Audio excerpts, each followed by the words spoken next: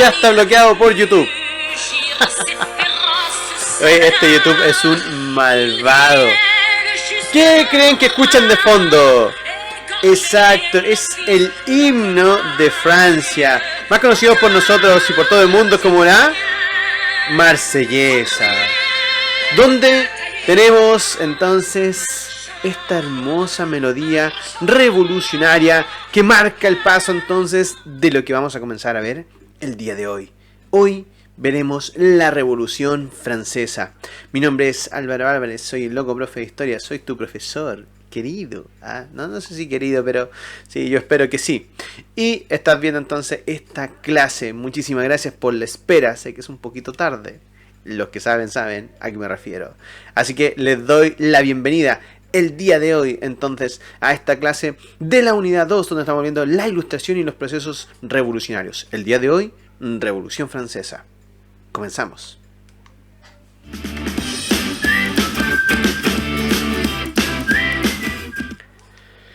Bien chicos, hola, ¿qué tal? Gusto poder saludarles. Mi nombre es Álvaro Álvarez, soy el loco profesor de historia, soy su profesor de historia y le pido disculpas porque esta clase va un poquito atrasada y me refiero entonces a los estudiantes de mi curso del octavo año básico que estaban esperando ansiosos esta clase.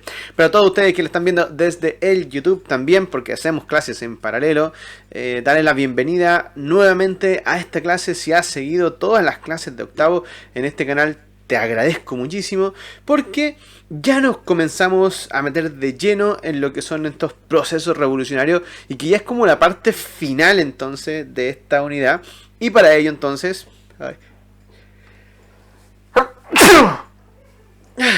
Aguante la alergia. Ya, bienvenida primavera.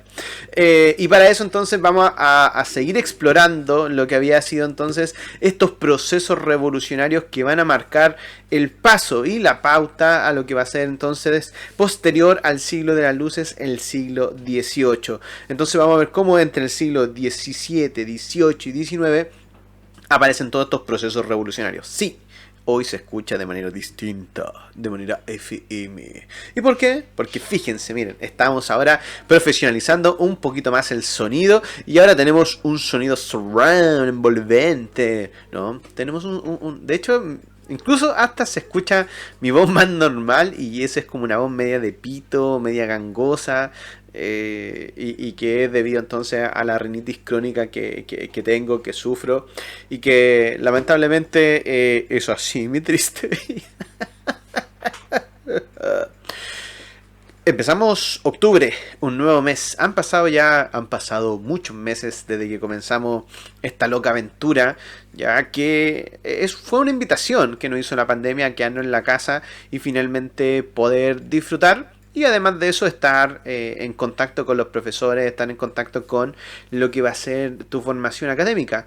Yo estoy seguro que todos tienen el pelo largo, hay algunos que incluso se han pintado el pelo, hay otros que se lo han rapado, etcétera. Es como que el pelo como que muestra nuestros cambios. Y eso lo que hace finalmente es buscar un poco tu identidad. Es decir, si el día de hoy tú encuentras que el pelo largo te viene bien y porque en realidad te sientes bien, genial, ¿ya?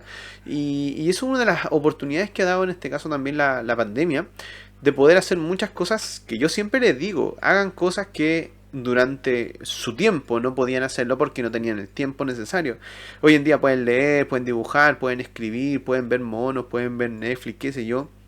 Es decir, muchas cosas que en un estado normal quizás no la hubiésemos hecho. Bien, así que yo por mi parte estoy muy feliz. He terminado el día de ayer de terminar el segundo diplomado que estaba haciendo durante este año y que me tenían con un tiempo muy corto. No tenía tiempo ni siquiera para leer cosas que a mí me gustan y eso se siente libre. Hoy me siento libre, ya no tengo que hacer más exámenes, no tengo que estar más en clase y todo lo demás, entonces me voy a dedicar 100% a hacer cosas que a mí me gustan. La pregunta es, ¿tú te estás también dedicando a hacer cosas que te gusten? Exacto. Porque una de las cosas es esto, es decir, estar en contacto con tus profesores, es en este caso tener esa relación de manera constante con un profesor que te va a enseñar algún tema específico y luego de eso vamos, o sea, tienes toda tu vida. Bien, y eso es lo que tú tienes que hacer, es decir, no dejar de lado los estudios porque son muy importantes, sobre todo para el tema del hábito y sobre todo para lo que es crearte una conciencia crítica sobre lo que sucede en nuestra sociedad. Esa es mi pega como profe de historia. Pero además de eso, entonces tienes que ir trabajando en las cosas que a ti te gustan. Bien, esa es la invitación entonces que yo te voy a hacer el día de hoy. Y vamos a comenzar entonces con esta clase que es la Revolución Francesa. Bien, así como no voy a hacer, de hecho en el himno me quedé callado, ni siquiera hice el intento de pronunciar el francés. Es decir, si mi pronunciación en español es mala, ya en la inglesa es mala y en la francesa es peor. O sea, de verdad puedo incluso tratar de hablar inglés. Pero en francés, no, jamás.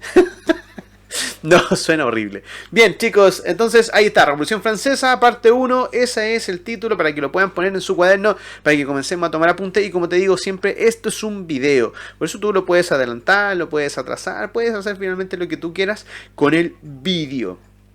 Profe, le voy a dar detener y me voy a ir. Bueno, vuelvo a insistir, usted tiene la libertad. En este momento ustedes son los que deben gestionar sus propios tiempos, ¿ok? Entonces, vamos a ello. Recuerden, @cerorecargado para que finalmente me sigan en Instagram. Objetivo, vamos a caracterizar el contexto y el desarrollo de la Revolución Francesa. En su libro de clases, por ahí lo tenía, no sé dónde lo dejé. Ya, está en 4 páginas, que es de la 144 a la 147. A mí me extraña que hoy en día, de hecho, se tome tan poco esto como... Va a servir así como, mira, esto es como el ejemplo para las revoluciones que se van a dar en América. Yo siento que la Revolución Francesa va más allá de eso. ¿Ya? Yo siento que la Revolución Francesa nos enseña cómo los seres humanos podemos comenzar a autogobernarnos, terminar la tiranía, tal como dice la canción de la Marsellesa, y finalmente entonces poder ya crear nosotros nuestro propio destino. La Revolución Francesa nos enseña eso, a veces equivocado incluso, pero es nuestro propio destino. Bien, ahí está el objetivo entonces, caracterizar el contexto y el desarrollo de la Revolución Francesa. ¡Vamos! Previously in your history class. ¿Qué habíamos visto entonces en las clases anteriores de historia? Habíamos visto el periodo de la Ilustración, vimos el siglo de las luces y cómo esta Ilustración tiene una visión crítica de la realidad, usa la razón, rechazan todo lo que tenga que ver con esta revelación divina de que oh, Dios me lo dijo y por eso yo... No, mentira, chaval. La Ilustración dice lo que la razón finalmente me pueda ya dar a mí como verdad. ¿En base a qué cosa? En base entonces a una crítica permanente de la realidad. Para ello entonces hay una creencia ciega en la fe en el progreso. Es decir, que los seres humanos, mientras vamos avanzando en el tiempo, tendríamos que ir progresando. Bien, y allí aparece entonces todo este reformismo que después aparece con el despotismo ilustrado y que es como vemos que estos reyes gobiernan todo para el pueblo pero sin el pueblo. Bien, y esto se arma desde el punto de vista ideológico en base a las ideas que vamos a tener los ingleses como Hobbes, ya Locke, ya, y los franceses como Montesquieu, Voltaire y Rousseau. Y desde el punto de vista económico vamos a ver las ideas de los franceses, ya, como Turgot, ya, y en este caso Adam Smith, que va a ser el creador de la economía moderna. Es decir, la Ilustración, para mí, debe ser una de las cosas más importantes que nosotros deberíamos conocer y saber para entender el funcionamiento de nuestra sociedad actual. Es decir, nuestra sociedad tal como nosotros la conocemos y la vemos es originada en las ideas de la Ilustración. Y cuando hablábamos de esta sociedad del antiguo régimen, ya ¿cómo la podríamos definir en 3 simples elementos? Primero, hay un rey que concentra todo el poder, es un rey absoluto. Segundo, hay una organización social que está dividida por estamentos y en esos estamentos, y ahí aparece el tercer punto, hay clases que son privilegiadas y otras clases que no son privilegiadas. Y vamos a ver un ejemplo de revolución que va a ser la revolución norteamericana, es decir, la independencia de los Estados Unidos, donde estas 13 colonias se enfrentan a Jorge III, que va a ser el rey que finalmente entonces no les da la opción de representatividad. Y frente a eso entonces el hecho de que le suban impuestos y que ellos no tengan representatividad, finalmente aparece con la rebelión del té, y a partir de eso entonces aparece todo el proceso de independencia de los Estados Unidos, declarándola el 4 de julio del año 1776, y que va a terminar en el año 1783 con lo que va a ser el Tratado de Versalles. Bien, donde Inglaterra finalmente reconoce, porque Inglaterra es muy inteligente, y reconoce entonces a los Estados Unidos de Norteamérica como un país independiente, pero sigue manteniendo sus relaciones comerciales con ellos. Bien, Let's go, students. vamos ahora a la clase del día de hoy. La pregunta es, ¿por qué nosotros, como chilenos, ya que estamos tan lejanos a Francia, estudiamos este proceso histórico? Es decir, ¿qué tiene la Revolución Francesa que hace que nosotros, muy lejos de ello, finalmente tengamos que estudiarla?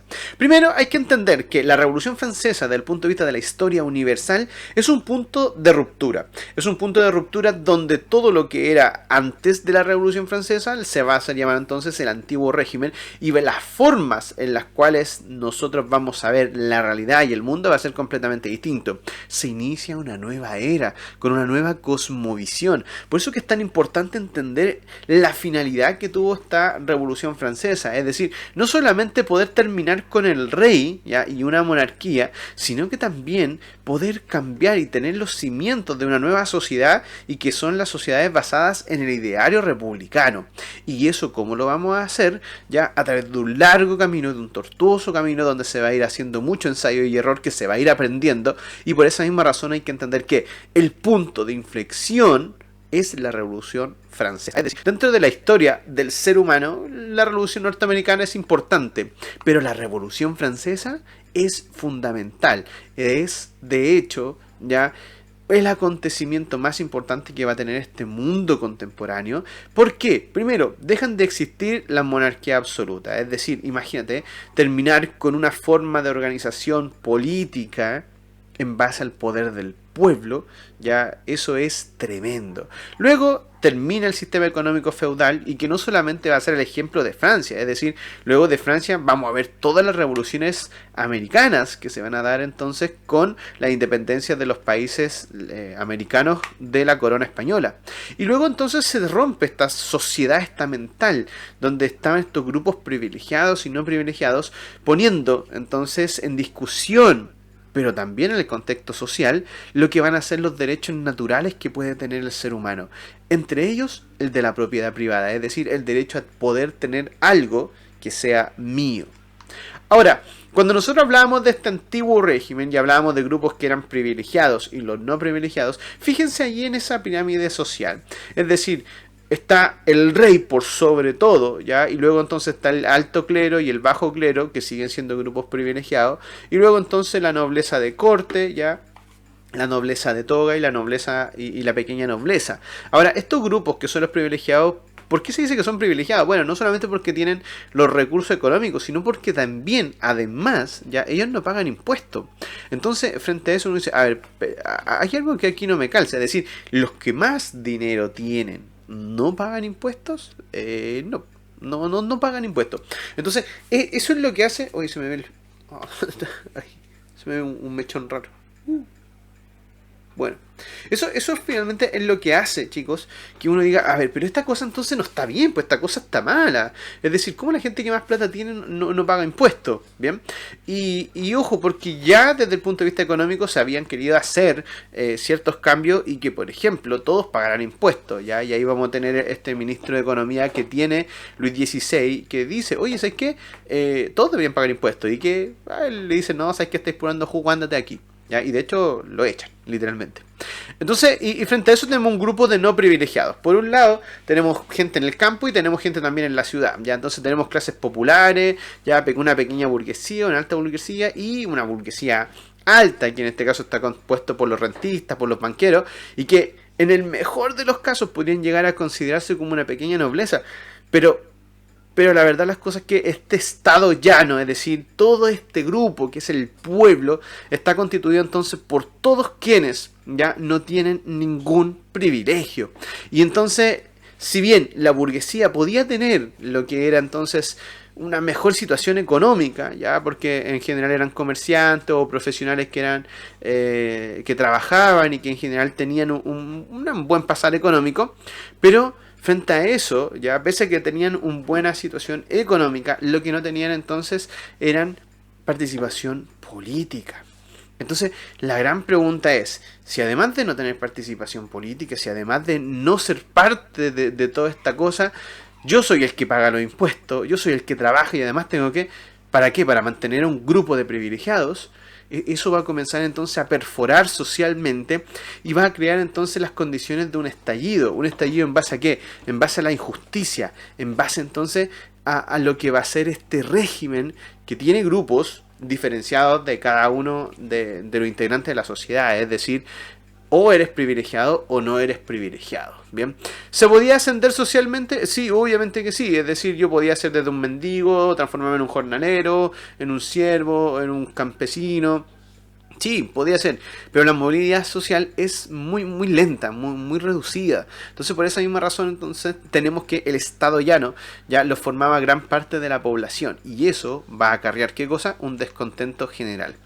¿Cuáles son entonces las causas de la revolución? Lo primero, la acción de los enciclopedistas. Es decir, todas las ideas de la ilustración ya van a estar dando vuelta en Francia. O sea, si dieron vuelta por todo el mundo, es obvio que en Francia también van a estar ahí, van a estar muy efervescentes, esperando que finalmente alguien las tome. Entonces, toda esta acción de buscar el conocimiento, de tomar la razón y finalmente comenzar a hablar de que debería haber una separación de los poderes del Estado, que el rey no puede concentrarlo todo, que la soberanía reside en el pueblo, etcétera, etcétera. Y todos esos elementos que hemos visto desde el actuar de los enciclopedistas con el actuar también entonces de toda esta ilustración, finalmente comienza a pesar ya en lo que va a ser la sociedad francesa. Ahora, aquí yo siempre digo exactamente lo mismo siempre. Todas estas causas ya tienen que tener un detonante y un gatillante, ¿bien? Porque luego, dentro de las causas, por ejemplo, el carácter débil de Luis XVI, ya que no tiene nada que ver con Luis XIV y tampoco con Luis XV, quienes finalmente eran reyes absolutistas. De hecho, Luis XVI siempre tuvo muchos problemas desde su juventud. Se casó con María Antonieta, una princesa de Austria, que era muy guapa, muy sexy y todo lo demás, pero Luis XVI tenía problemas sexuales, ya hasta que después con una operación lo arregla. Entonces, la personalidad y la autoestima de Luis XVI era bastante introvertido y con muy poco carácter. Y eso va a hacer que esté muy supeditado, ya entonces, a lo que el resto pueda pensar y opinar de él. Bien, ahora, esa misma razón va a hacer de que finalmente Luis XVI no comience a tomar buenas decisiones, ¿bien? Y eso se va a notar en todas las injusticias que nosotros vamos a poder ver en el antiguo régimen, ya sobre todo desde el punto de vista legal, desde el punto de vista de los juicios, ya, y una de sus malas decisiones, ya, y que, bueno, ya lo habíamos dicho en la clase anterior, que para los norteamericanos había sido bueno, pero para los franceses había sido malo, que tiene que ver entonces con la ayuda que hace Francia a lo que es la revolución norteamericana, por la sencilla razón que quedan extremadamente pobres. Es decir, bueno, Francia siempre está en guerra con Inglaterra, eso es siempre, ¿ok? Y entonces uno dice, bueno, a ver, si siempre está en guerra con Inglaterra, la pregunta es, ¿de dónde sacó plata para financiar esa guerra? ¿Cómo se financian la guerra? Y eso entonces se financian con impuestos. Es decir, cuando Francia llega a una terrible situación económica, ya hace que finalmente el rey diga, a ver, la única forma que tengo yo de poder subir los impuestos es llamar a los estados generales. ¿Por qué? Porque el rey podía hacer cualquier cosa menos subir los impuestos. Y es más, como de hecho se quería aumentar los impuestos también a las clases privilegiadas, el rey no podía echarse encima a la nobleza. Entonces, ¿qué iba a hacer? Ya iba a preguntarle entonces a los estados generales. Bien, ahora, todas estas causas, ya ninguna va a ser la que finalmente haga estallar la revolución. Porque ¿cuándo estallan las revoluciones? Porque puede haber mucha injusticia y todo más, pero ¿cuándo se estalla? Cuando la gente comienza a pasar hambre. Tú cuando comienzas a pasar hambre es cuando finalmente ya te da todo lo mismo. ¿Por qué? Porque, o sea, prefiero morir en una lucha a, en este caso, morir de inanición o morir de hambre. Y con la crisis financiera que tiene Francia, más un periodo de sequía que tenían, más las malas cosechas de trigo, más la inflación, que era terrible ya en Francia, al final es como ya no tengo nada que perder. Entonces, y si está la idea ilustrada que finalmente culpan de todo esto al régimen monárquico, o sea, esto es un polvorín a punto de estallar.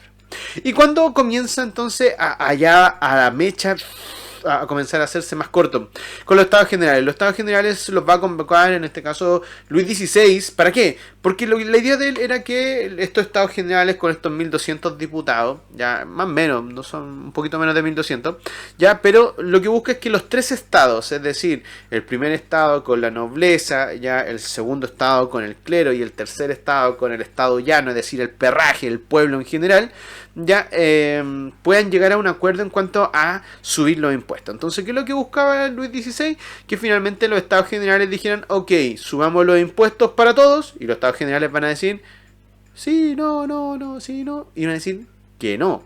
¿Y por qué? Porque cada estado general tenía un voto, es decir, el estado llano tenía un voto, el estado del clero tenía un voto y la nobleza tenía un voto. Entonces, claro, como cada uno tenía un voto, si uno les pregunta, ¿quieren que subamos los impuestos para todos? Claro que la nobleza y el clero van a decir que no, pues obvio. Y entonces el estado llano va a decir, sí, pues es injusto. Pero como eran 2 contra 1, perdieron. Entonces, los estados generales ya lo que van a buscar entonces es subirle los impuestos a quiénes, al tercer estado, es decir, al estado llano. ¿Ok? Y eso va a hacer entonces que comience la revolución. Primero con los estados generales, luego la asamblea constituyente, la asamblea legislativa, la convención nacional y por último el directorio. ¿Ok? Esas son como las etapas que nosotros tenemos en la revolución francesa. Primero, vamos a los estados generales. Primero, es una asamblea, ya lo habíamos dicho, que lo que busca es aprobar impuestos. Funcionaron con casi 1200 diputados, en realidad que un poco más de la mitad eran del tercer estado ya, y ya lo habíamos visto entonces que habían algunos curas y habían también parte de la nobleza. Bien, ahora Luis XVI lo que busca es finalmente que se apruebe simplemente la suba de impuestos. ¿Por qué? Porque están en una crisis financiera tremenda.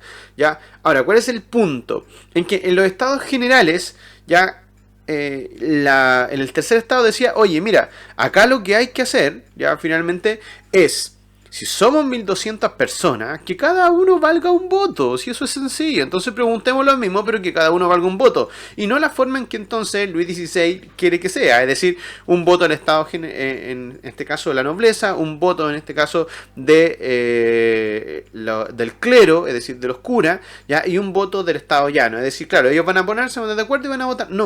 No, porque siempre 2 contra 1 no tienen oportunidad. Siendo que el tercer estado tiene mayor cantidad de gente, es decir, tiene 600 diputados. Entonces, Luis XVI le dice, no compadre, no estoy ni ahí con usted porque no, esas no son las reglas del juego. Y ahí entonces ellos, el tercer estado, ya se separa, sale de allí, se van a una salita que es la sala donde se jugaba la pelota, ya, o donde el rey jugaba la pelota, y ahí entonces ellos se juramentan y dicen, compadres, todos los que están aquí, ya, que además de ser los diputados del tercer estado, se van a sumar 50 sacerdotes, curitas, ya, y se va a sumar un solo noble. Van a decir, oye, nosotros no vamos a parar esta cuestión hasta que finalmente se haga una constitución. Y desde ese momento, desde el día 17 de junio del año 1789, se produce la Revolución Francesa. Es decir, porque desde ese momento que se crea la Asamblea Nacional, donde ellos se juramentan, donde ellos juran de que no van a parar hasta que no se haga una constitución, finalmente comienzan a organizarse. Es decir, saben que la cosa no va a parar ahora. Y frente a eso, entonces, esta revolución, que era una revolución legal, que era una revolución que estaba llamada por esta gente que principalmente pertenece al grupo de la burguesía, es decir, a estos privilegiados, entre comillas, ya, o con mejor situación económica que tiene el tercer estado. Es decir, aparece una revolución que no es del pueblo, pero ahora, cuando se hace el llamado entonces a juramentarse, finalmente aparece una revolución popular. ¿Por qué? Porque busca el clamor del pueblo. Y ese clamor del pueblo, ¿qué es lo que va a buscar entonces? Que haya más justicia en base a qué cosa. Y aquí vamos a tomar todos los elementos de ¿qué? De la Ilustración. Y a partir de eso entonces se forma una milicia ciudadana porque esta cosa hay que defenderla. Y el punto está en que las semanas siguientes comienzan a llegar ya tropas y soldados a lo que es el sector a lo que es el sector urbano ya de París. Y entonces el pueblo comienza a decir, a ver, para, mira, están llegando militares, están trayendo pólvora, están trayendo esto otro, cabro, esta cosa los van a detener, cabro, esta cosa, el rey se está preparando para que esto se detenga. Y entonces los revolucionarios dicen, a ver, nosotros no vamos a poder defender la Constitución ya si finalmente no tenemos armas. Y a diferencia de lo que había pasado en Norteamérica, acá en Francia los franceses no tienen armas. Entonces, ¿qué hacen? Van a ir a buscar armas. Entonces, ellos asaltan 2 lugares ya donde agarran armas, pero el problema es que si bien tienen armas, no tienen pólvora. Y allí en donde el 14 de julio del año 1789 se le ocurre la genial idea y dicen, a ver, hay una parte donde hay pólvora, chiquillo. ¿Cuál es esa? Una cárcel. ¿Cuál es? La Bastilla. Entonces ellos van y con un choclón gigante van a la Bastilla, le dicen, oye, ¿sabes qué? Queremos pólvora porque queremos tener entonces un poco resguardo frente a lo que viene. Hay tropas que están llegando, tenemos miedo que nos puedan hacer algo, que puedan detener la revolución, que puedan detener esta cosa de hacer una constitución. Y por esa misma razón entonces queremos pólvora. Ellos tratan de llegar a un acuerdo. Y la verdad las cosas que, obvio, la persona a cargo de la Bastilla le dice que no. O sea, le dice que no, ya, váyanse de aquí. Y en ese forcejeo comienzan los disparos y matan a los primeros. Y es como, mataron a un par de locos y pensaban que con eso se iban a asustar. Mentira, y se fueron todos contra la Bastilla y dejaron la mansa embarradita. Ya, es decir...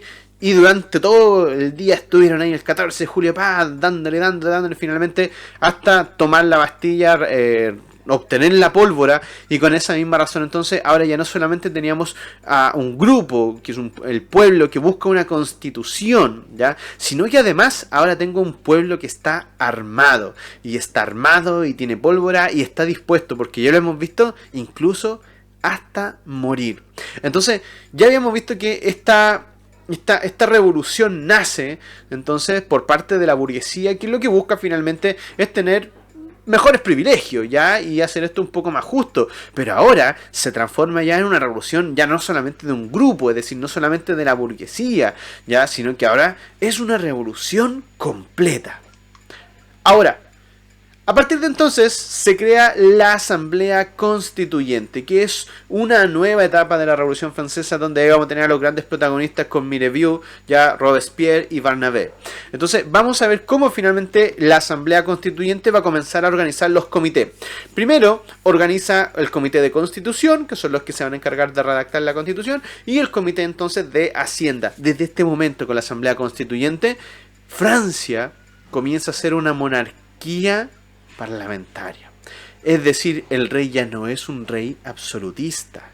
Y con la Asamblea Constituyente, el 14 de julio del año 1789, se marca un punto en donde ya no hay retroceso en la revolución. Y por esa misma razón entonces los franceses hasta el día de hoy celebran su día, ya el día 14 de julio. Bien, y por eso nosotros hablamos de la Marsellesa, aunque ojo, la Marsellesa se crea mucho después, ya, bueno, no tanto después, sino que son aproximadamente 3 años después, se crea la Marsellesa, ya, y que era para finalmente ir a la guerra, bien, es un canto a la guerra y que finalmente va a ser tomado por los parisinos y por la gente de Francia como finalmente una canción que los representa. ¿Ya? Y ahí aparece entonces el himno de Francia. Bien, ahora se juntan entonces en el club de los jacobinos estos líderes, ya, y ahí están principalmente dirigidos por Robespierre. Ahora Jean-Jacques Robespierre va a tener un protagonismo tremendo. Oye, se me olvidó decir que todas estas cosas ustedes lo pueden jugar en Assassin's Creed Unity. ¿Ya? En Assassin's Creed Unity usted puede jugar todo lo que es la Revolución Francesa. No lo voy a recomendar porque saben que incluso es un juego muy malo, ¿ya? Pero por lo menos para entender gráficamente, es decir, caminar por algunos lugares y todo lo más, conocer algunos personajes, es bastante ilustrador, ¿ya? Pero no es el mejor Assassin's Creed. Bueno, de hecho, desde el Assassin's Creed 3 en adelante no son buenos juegos. Bueno, a excepción del Black Flag, que Black Flag sí es un muy buen juego. Bien, ¿qué estaba diciendo? Ok, Hechos durante la asamblea. A ver, ¿qué pasa? Dentro de la asamblea, es decir, dentro de este periodo ya habíamos visto que se toma la Bastilla porque finalmente las personas necesitaban estar armadas para poder defender la Constitución, ¿ya? Y eso hace que esta revolución se le escape de las manos a Luis XVI y por esa misma razón ahora Luis XVI deja de tener el protagonismo y finalmente aparece esta asamblea, ¿ya? Y que va a respaldar entonces ya la creación, por ejemplo, de las comunas y de la Guardia Nacional. Es decir, comienza una nueva organización política en Francia. Ahora, ¿qué es lo primero que comienza a pasar entonces? Los nobles, aquellos que no quieren pagar los impuestos, no quieren una Francia más justa y que querían seguir viviendo bajo sus privilegios, se van. Se van y dicen, no, ya yo no quiero este país aquí, que ya. Y que pasa mucho, ojo, en muchas revoluciones la gente cuica ya no está dispuesta a hacer cambio y se pican y se van, ¿ok? Es como que, no, yo no me junto con los rotosos, y no aquí los rotosos, mira revolución, oye, vámonos de aquí. Y se van, ¿ok? Es una caricatura, pero ojo, porque pasa mucho. De hecho, el día de hoy yo lo veo cuando alguien dice, oye, Asamblea Constituyente, que es lo que va a hacer Chile ahora y que va a decidir el 25 de octubre. Mucha gente de plata dice, pero es que yo me voy a ir de Chile, Chile ya no vale la pena. Bueno, váyase.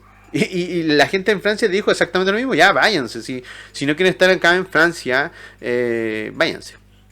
¿Y por qué? Y finalmente entonces se va terminando todo este vestigio de lo que era el sistema feudal que tenía Francia todavía ya para el siglo XVIII. Y entonces se hace la Declaración de los Derechos del Hombre y Ciudadano, ¿bien? Que es como lo abuelito de la Declaración de los Derechos Humanos, ¿bien? Ahora, allí aparece que la soberanía, y aquí aparecen todas las ideas de la Ilustración, es decir, la soberanía radica no en el rey, no por la voluntad divina, radica en la nación. La voluntad del pueblo se expresa mediante la ley y es igual para todos. Aquí no hay diferencia en que tú eres cuico, tú no eres aquí. No, somos todos iguales ante la ley. Y es más, habla de la separación de los poderes del Estado, es decir, que no deberían haber entonces reyes. Y además aparece lo que es la propiedad privada también como un bien para las personas. Es decir, marca un antes y un después en la historia del hombre esta declaración de los derechos del hombre y del ciudadano. Bien, ahora además de eso es obvio que si la iglesia no estaba de acuerdo con la revolución se le iba a confiscar también sus bienes, ya, y finalmente se promulga entonces dentro de la Constitución, ya, que finalmente el clero tiene que dejar de ser parte del Estado, ya, y finalmente dejar el poder. Bien, es más o menos un poco de la laicización, ya que lo que busca esta revolución. Ahora, luego de eso, ya a Luis XVI se le va a mandar a arrestar, ya en junio del año 1791. ¿Por qué? Porque Luis XVI va a ser acusado de traición. Porque pese a todo esto, en vez de estar respaldando la revolución y decir, ya cabrón, a ver, hagamos un nuevo cambio y todo lo demás, ¿qué es lo que hacen? Junto con sus hijos y María Antonieta, que era su señora, van a irse a Austria. ¿Y por qué se van a ir a Austria? Porque recuerden que María Antonieta viene de Austria, es decir, es princesa de Austria. Entonces, ellos se van y finalmente son tomados presos y acusados de traición. Ya. Ahora, Luis XVI, esta era una jugada, era si la hacía o no la hacía. ¿Qué quiere decir eso? O sea, Luis XVI se la jugó con todo. Si no llegaba y no alcanzaba a llegar a Austria, o sea, era obvio lo que le iba a pasar. Bien. Además, se va a promulgar la Constitución del año 1791, donde aparecen entonces los gobiernos locales, aparecen las comunas, ya entra en vigencia el 30 de septiembre de ese año y finalmente lo que busca es crear una monarquía constitucional con un nuevo orden administrativo. Es decir, una cosa... Y dice, pero es como lo que nosotros tenemos ahora, con gobiernos locales, con comunas. Sí, más bien es muy similar a lo que tenemos nosotros, ¿bien? Pero es porque recuerden que nosotros tomamos elementos de la Revolución Francesa. Y acá está, chicos, la noche del 21 de junio, ¿bien? Donde Luis XVI toma la decisión de arrancar y de irse, ¿ya? Se van a ir en secreto, se van a ir como unos bandidos, con el diablo dentro, van a ir con el diablo dentro, ¿ya? Y finalmente se van a ir, en este caso, al sector de la frontera, ¿ya? Y ahí está. Y entonces van a estar casi llegando, pero a Luis XVI le da porque, oh, estoy cansado, compadre, deberíamos parar. Y claro, y cuando paran, ya ellos piensan que van a decir, oh, y el rey. Y de hecho ellos los revolucionarios los paran y iba todo bien, pero como Luis se puso medio nervioso y dijo, no, yo voy a salir y voy a decir, oh, yo soy su rey porque me tiran respeto y a lo mejor hay gente que todavía me quiere. Mentira. Entonces lo reconocieron finalmente y ahí dijeron, oh, el impostor finalmente quería arrancarse del país y es acusado de traición. Ya, ahora está claro que finalmente al ser acusado de traición a Luis XVI no se le venía bien la cosa. Y ahí aparece entonces esta asamblea legislativa, que es un nuevo periodo, donde finalmente el rey, todavía estando preso, va a empezar a buscar apoyo en el extranjero, tanto a través de cartas, ya, que buscan que finalmente lo liberen y que finalmente el... A ver, los otros países que son en este caso monarquías absolutas puedan defender la monarquía de Francia, porque la lógica es, si cae Francia, van a caer todos los otros países. Entonces, por esa misma razón, los mismos nobles difaman que la revolución en realidad es un disparate, esto está todo desordenado, que es la masa embarrada, los católicos comienzan también a rebelarse contra la Constitución, ¿ya? Y los revolucionarios comienzan a dividirse, ¿ya? ¿Y por qué? Porque hay revolucionarios ya que son más moderados, ya que son los girondinos, y aparecen otros que son más brígidos, ya que si no, así con todo, si no, ¿para qué? Ay, es como muy, muy extremista, que son los jacobinos, ya. Y aparecen otros que son los constitucionalistas, que son los que, oye, sigamos la constitución, si el rey ya está aquí, ¿no? Y dijeron, no, ¿sabes qué? No pescar lo que tú digas ahí. Entonces, frente a eso, ya Prusia y Austria acuden al llamado del rey y finalmente entonces van a invadir Francia. Ahora, eso hace que los franceses se unan entonces y puedan ir todos ¿a qué? A defender Francia, porque ahora ya no defienden la revolución, ahora defienden ¿a qué cosa? A Francia. Y el 10 de agosto del año 1792 se suspende el rey, se suspende la constitución, ya, porque se va a llamar una nueva asamblea, que le van a llamar convención. Y allí aparece entonces que quien tiene el poder ya no es el rey, ya, sino que quien tiene el poder legítimo entonces del Estado va a ser la Comuna de París. Y a partir de eso aparecen estos líderes que son los que van a tomar ahora el control de la revolución, ya, donde vamos a tener a Danton, Robespierre, Desmoulins y Marat. ¿Ya? Donde sobre todo Danton, que es un poco más moderado que Robespierre, ya comienza a tener un protagonismo en una primera instancia, pero después Robespierre se agarra al poder, ya Marat es el sapo, el compadre que finalmente va acusando a todos quienes están en contra de la revolución, y finalmente lo que diga Marat en su periódico, es decir, si Marat dice, no, y a ver, por ejemplo, Álvaro Álvarez está contra la revolución, matanga, me iban, me pescaban y guillotinado. ¿Ya? Entonces comienza una época bastante compleja, bien, dentro de lo que va a ser el periodo de la revolución, con mucha desconfianza incluso entre los principales líderes, bien. Entonces allí vamos a tener a Danton, Robespierre, Desmoulins, ya, y Marat liderando entonces esta nueva etapa, y sobre todo vamos a comenzar a tener victorias con respecto entonces a lo que era la invasión externa, es decir, se derrota por ejemplo a Prusia en la batalla de Valmy. Ahora, luego aparece la convención, ¿ya? Y ahí aparecen entonces los girondinos, los montañeses y los de la llanura que participan en esto, y que finalmente lo que ellos tratan de decir es que mira, sé que vamos a exportar la revolución ahora en otros lados para que comience a dejar la embarrada. Y que era, ojo, lo que pensaban los reyes es que si venía primero Francia, después iba entonces a llegar entonces a otros lugares. Bien, y luego entonces la convención dice, mira, ¿sabes qué? El rey ya fue, lo fuimos suspendidos, nosotros ya no tenemos rey, nosotros somos los que gobernamos, así que ya no tenemos rey, y más encima, él quería escapar, así que es acusado de traición. Y el 21 de enero del año 1793, el rey es ejecutado. Y es ejecutado a través de la cuchilla pública, que es la guillotina. Y la guillotina se le mandó a hacer al doctor Guilloton, que esa era una forma de morir, pero una forma de morir, digámoslo así, bien racional, bien humanizada, en el sentido de que no provoca dolor, ¿ya? Y los franceses le van a llamar a la guillotina la cuchilla nacional. Bien, ahora claro, el hecho de que finalmente el rey sea decapitado, ya va a provocar que algunas provincias como Vandea ya se van a rebelar contra la convención, pero allí entonces va a aparecer todo lo que es el aparataje creado entonces por la convención y por los revolucionarios, y aquí estamos viendo entonces la ejecución del 21 de enero del año 1793 de Luis XVI. Y era obvio que una vez que ejecuten a Luis XVI, María Antonieta le iba a seguir unos meses más tarde también, que iba a ser ejecutada.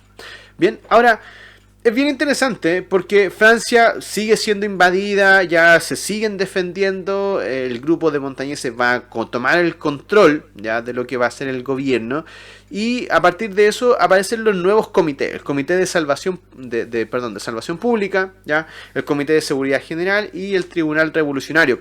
Y todo esto lo que buscan finalmente es poder controlar, por ejemplo, de salvación pública, controlar el gobierno, la guerra, la diplomacia, la economía, es decir, que la revolución no se le vaya a las pailas. Y luego el de seguridad general, ya que finalmente va a dirigir una policía, que es una policía política, es decir, que son los que van a estar buscando a aquellos que están contra la revolución. ¿Bien? Ahora, ¿qué sucede durante este periodo? Que se impone el régimen del terror. Es decir, todos aquellos ya que son parte de la revolución tienen una ley de servicio militar obligatorio. Está la ley de los sospechosos, es decir, si alguien a mí me sapeaba y me decía, oh, el profe Álvaro está contra la revolución, vamos, o sea, sin juicio, eliminado, ya a la guillotina. Se ponen también la ley de los precios máximos, ya la ley de empréstito forzoso, porque la crisis económica estaba terrible. Entonces la única forma de mantener esta cosa ya va a ser a través del miedo. Y pese a todo eso, ya se van a tener victorias con respecto, porque una cosa es lo que está pasando en Francia propiamente tal, es decir, adentro con la revolución, pero también recuerden que en las fronteras tenemos países extranjeros que están tratando de invadir Francia para detener la revolución. O sea, imagínense, ya se echaron al rey, es decir, le cortaron la cabeza, y frente a eso, la respuesta que va a tener la convención es que finalmente se siga persiguiendo, y se entra dentro de una paranoia, es decir, como que los líderes comienzan a pensar que todo el mundo está contra la revolución, incluso dentro de los propios líderes. Entonces, si bien después se forma el comité de indulgencia, apoyado en este caso por Danton y de Molins, lamentablemente ya para Robespierre, que comienza a tener un montón de aires de grandeza y a creer que él es el elegido finalmente, a sus propios camaradas, y es más, donde Danton va a ser guillotinado. Es decir, va a ser también acusado de estar en contra de la revolución, y finalmente entonces Danton ya termina siendo guillotinado, ya el 5 de abril, ahí está, del año 1794, pero eso no va a ser otra cosa más que decir, oye, ¿sabes que como que a Robespierre se le está pasando la mano? Ya Robespierre, quien era el director entonces de este comité que buscaba imponer el terror en toda Francia, comienza a pasarse la mano, y entonces eso hace que comience ya a tener cierta desconfianza. Y cuando Robespierre aparece en un culto, él viendo vestidos de blanco, y ahí la gente dice, no, o sea, es que ya Robespierre pasó los límites, y Robespierre entonces ya no está acuerdo, ¿bien? Y a partir de eso entonces he acusado también Robespierre, para variar, de estar contra la revolución, y finalmente he guillotinado el 28 de julio del año 1794. De hecho, Danton le había dicho a Robespierre que, ok, si él me guillotinaban a mí, lo más probable es que el que vendría después de mí eras tú, ¿ya? Y bueno, después de eso, Saint-Just, que también he guillotinado el mismo día junto con Robespierre, ¿ya?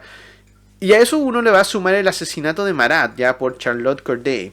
Entonces, son cosas que uno comienza a ver con respecto a la revolución, porque cuando tú ya ves, ya, ok, una revolución que tomó una cosa que era muy de la Ilustración, tomaba elementos de la libertad, la igualdad, la fraternidad, todo súper bien, pero cuando ya la violencia se apodera de forma sangrienta, sanguinaria y sin justicia de la revolución, finalmente entonces este baño de sangre tiene que parar. ¿Por qué? Porque no puede ser que tú mates a diestra y siniestra simplemente por saber, ya, o porque alguien te lo dijo, o porque alguien, y que es lo que hacía, por ejemplo, Marat, ¿ya?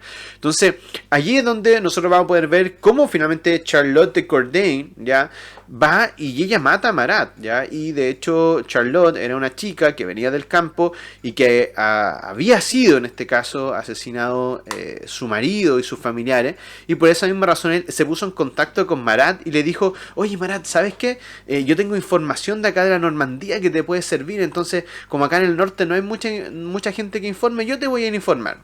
Y estuvo en contacto con Marat, y un par de meses después llega a París, ¿ya? Y Marat la recibe, ¿ya? Y entonces él pensó, y Marat dijo: uy, aquí tengo mucha información bacán para culpar a gente del norte.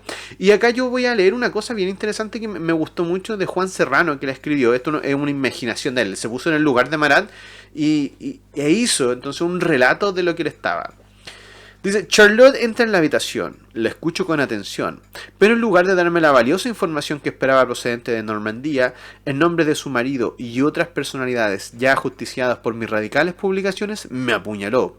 Lo recuerdo, su cara desencajada, esa daga atravesando mi pecho que me sumergió entre las sombras, mientras mi último pensamiento se lo llevaba a mi pobre Francia, ya que nunca será libre. Entonces, Marat es puesto ya para todo lo que va a ser la opinión pública casi como un santo ya de la revolución, que había sido asesinado por esta chica campesina, Charlotte de Corday, que finalmente lo que hace es vengarse de todas las infamias que había hecho Marat, simple y llanamente culpando a través de su periódico, es decir, ya Álvaro Álvarez, Charlotte de Corday y todos los que él decía lo iban a buscar, y finalmente eran asesinados, ¿ya? Y quien finalmente estaba a cargo de todo esto era Maximilien Robespierre, ¿ya? Quien, si bien había sido clave en la Revolución Francesa, había sido uno de los impulsores, el líder de la Revolución Francesa, va a pasar a la guillotina el 28 de julio. ¿Y por qué? Porque recuerden que durante toda esta época, que es llamada la época del terror, ¿ya? El comité, ya que él dirigía, asesinó a más de 17.000 personas. ¿En base a qué? En base a que simplemente decían: oye, son enemigos de la revolución, entonces hay que matarlos. Y entonces, en algún momento, ya a Maximilien Robespierre, toda esta sangre que derramó finalmente le pasa la cuenta, y termina entonces esta cuchilla nacional también guillotinando su cabeza. ¿Bien? Así que hasta ahí llegamos con la primera parte de esta Revolución Francesa, que terminamos con este baño de sangre, sobre todo llevado a esta última etapa, que es la época del terror. Preguntas, dudas, tendremos muchas. ¿Por qué? Porque todavía no sabemos cómo va a parar este baño de sangre, quién va a venir a salvarnos y qué va a suceder después. Es decir, desde que se forma la primera república contemporánea que nosotros conocemos ya propiamente como tal, tras la derrota ¿de qué? De una monarquía. Entonces la gran pregunta es: ¿qué va a pasar? Y eso lo vamos a ver en la próxima clase. Entonces, como actividad final, vamos a pedir que respondas simplemente en tu cuaderno: ¿cómo era la sociedad del antiguo régimen? Lo hemos visto varias veces. ¿Por qué inicia la revolución? Quiero que enumeres cuáles son las causas que dan origen a la revolución. ¿Qué importancia tuvo la toma de la Bastilla para los revolucionarios? ¿Por qué es tan importante la toma de la Bastilla? Y por último, ¿por qué los líderes de la revolución terminan en la guillotina? Quiero que se pregunten eso. ¿Por qué creen ustedes que terminan entonces en la guillotina? ¿Bien? Y entonces con eso terminamos, chicos, la clase número 17 del octavo año básico, donde hemos visto entonces la Revolución Francesa en la parte 1. Así que te doy las gracias por haber visto este video, te pido disculpas, yo sé que los niños esperaban esta clase un poquito antes. En YouTube da lo mismo porque la estamos subiendo en este momento y la estás viendo en este momento, pero también es importante que nos sintamos acompañados y que, tal como nosotros lo vemos, podamos ir aprendiendo en este estado de pandemia que tenemos, pero lo más importante es que también estemos seguros, nos sintamos felices, nos sintamos llenitos, y que finalmente entendamos que los procesos históricos como el de la Revolución Francesa son muy importantes de poder estudiarlos, comprenderlos. Así que está en las páginas de tu libro, si quieres leer más, en YouTube puedes ver un montón de otros videos más si te gusta o si te gustó el tema, ya, o averiguar más sobre qué pasó con los revolucionarios, etcétera, etcétera. Y yo te dejo invitado entonces para la próxima clase de la próxima semana, donde veremos la segunda parte y final de la Revolución Francesa. Mi nombre es Álvaro Álvarez, soy el Loco Profe de Historia. Recuerda, ahí está hace rato ya, seguirme en YouTube, darle like, compartir y suscribir al canal del Loco Profe de Historia. Muchísimas gracias, un saludo y un abrazo a todos los niños y nos vemos próximamente en clase. Próxima semana, Revolución Francesa parte 2. Nos vemos, chicos. Hasta la vista, baby.